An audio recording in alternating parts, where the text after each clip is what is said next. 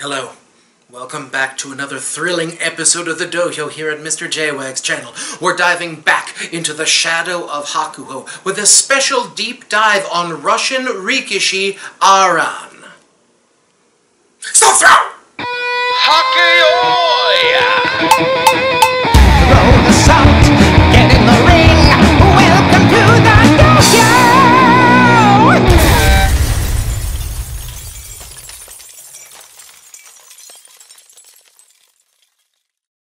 Welcome back to the Dohyo here on Mr. J-Wag's channel. Welcome on back. We're having another fun episode of here in the midst of this wonderful craziness going on in the world. Once again, all of us here at Mr. J-Wag's channel are doing well from here in New York, and we hope you are doing well wherever you are viewing in the world. If this is your first time on a Shadow of Hakuho video, you might want to go back to episode 7, where I explain the ranking system, all of the rules, and what we're doing here.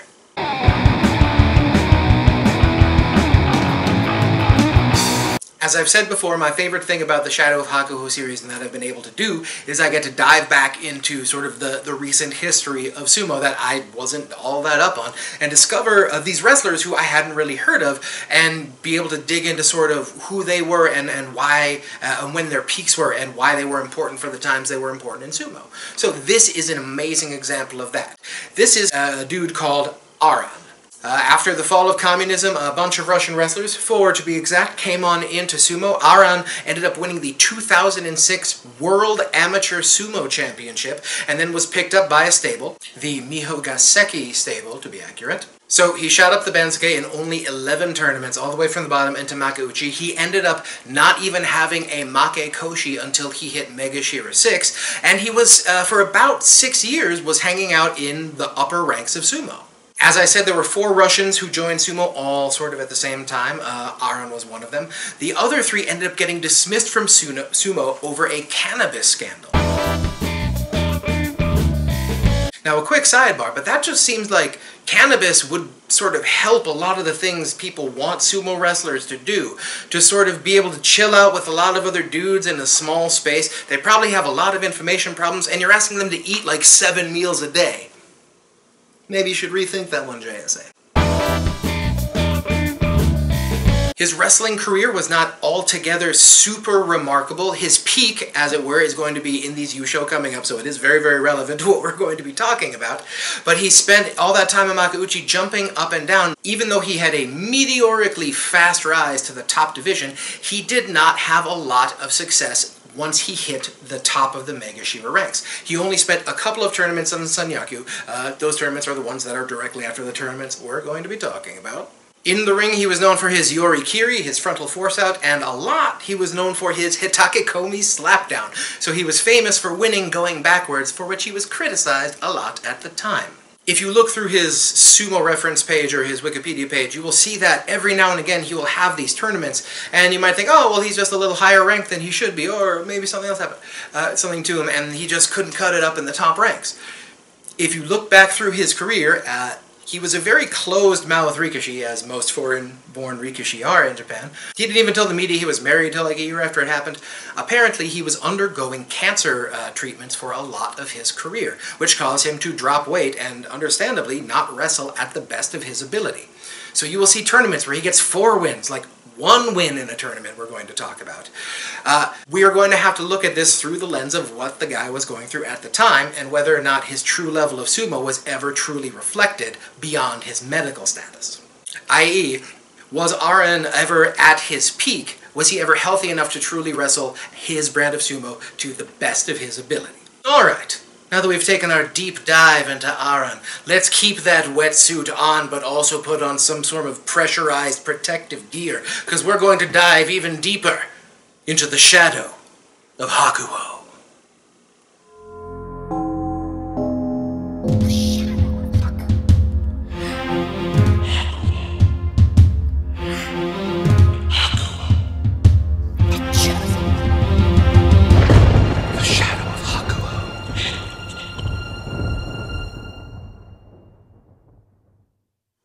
Alright, let's jump into it. Yusho number 14, May 2010, Hakuho wins with a perfect Zensho Yusho. Second place, Jun Yusho, goes to Megashira 10 Aran with a 12-3 record. All tied at 10 wins, Ozeki Baruto, Megashira 5 Hakuba, Megashira 15 Wakakoyu, and Megashira 15 Shimotori.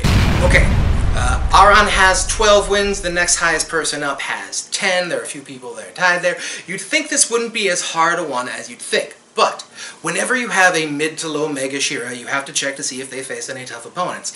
Aran did not face any tough opponents, and the tournament directly before this one, he was up at Megashira 2 and went 1-14.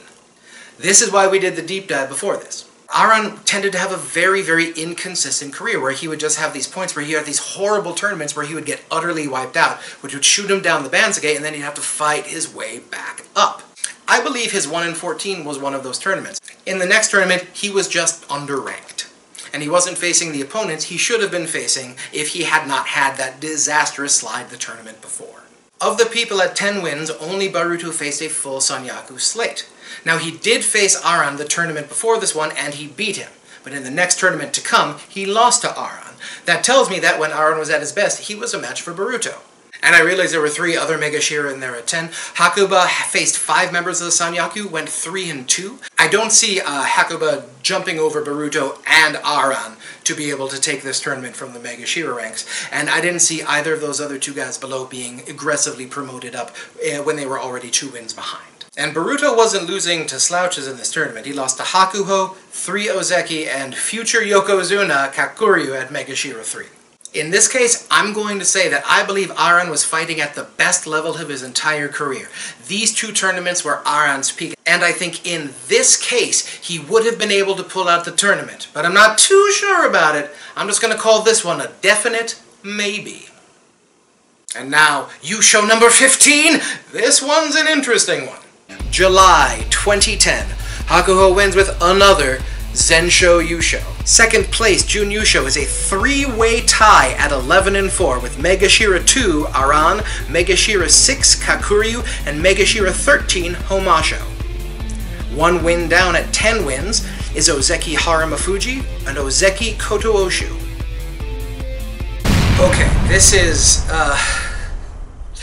a bit of a tough one. Now, you remember all the way back to the last Shadow of Hakuho episode, where we talked about Kota Mitsuki. Well, one of the reasons we went into that Kota Mitsuki gambling scandal, remember when I said that a whole bunch of other wrestlers got caught up in that scandal and got suspended for a tournament? This is that tournament. Nagoya 2010. We had 6 wrestlers go 0-15, and at least 5 of those I know were from suspension.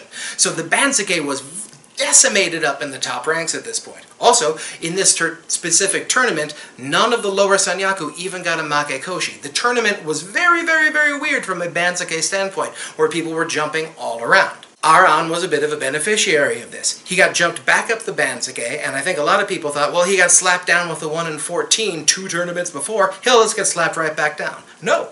He ended up just staying up there and getting another Jun Yusho and another Fighting Spirit prize. So what does this tell us? This tells me that Aran, when he was at the top of his game, was up there with a lot of the other wrestlers who were there, but he never was able to put together enough consecutive basho of excellence to make anything approaching a long Sanyaku run or forget about an Ozeki run. But he stayed there when he could, and judging from his meteoric rise through the ranks, he was an excellent wrestler with a good head on his shoulders, very tough, a lot of technique. You don't shoot through the ranks that fast unless you have a lot of talent.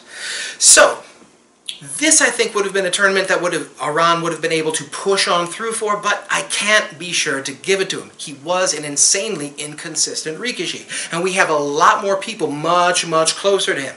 The math on this one is difficult. If you look at the people who Aran faced in this tournament, he's facing all of the excellent wrestlers who were there. He's facing the full Sanyaku slate.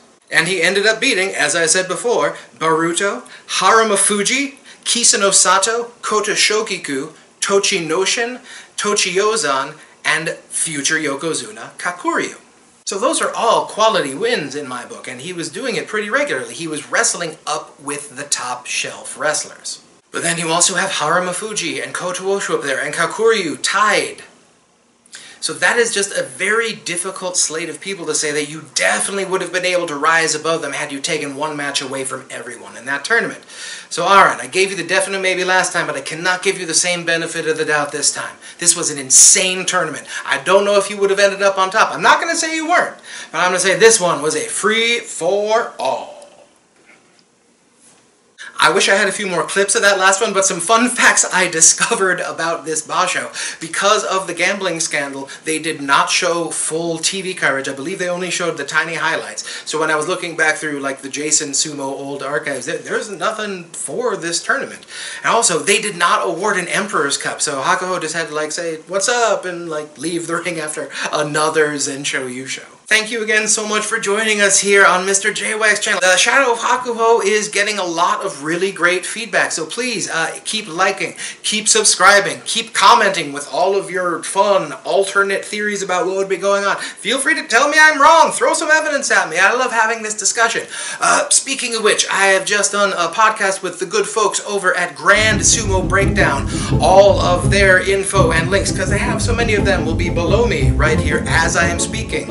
And also down below in the Read More section. And I will definitely be posting when that episode becomes live. But check them out. They are super, super awesome and love talking sumo as much as I do. We're going to keep doing the Shadow of Hakuho, keep chugging through all 44 and possibly more Yusho that Hakuho keeps giving us.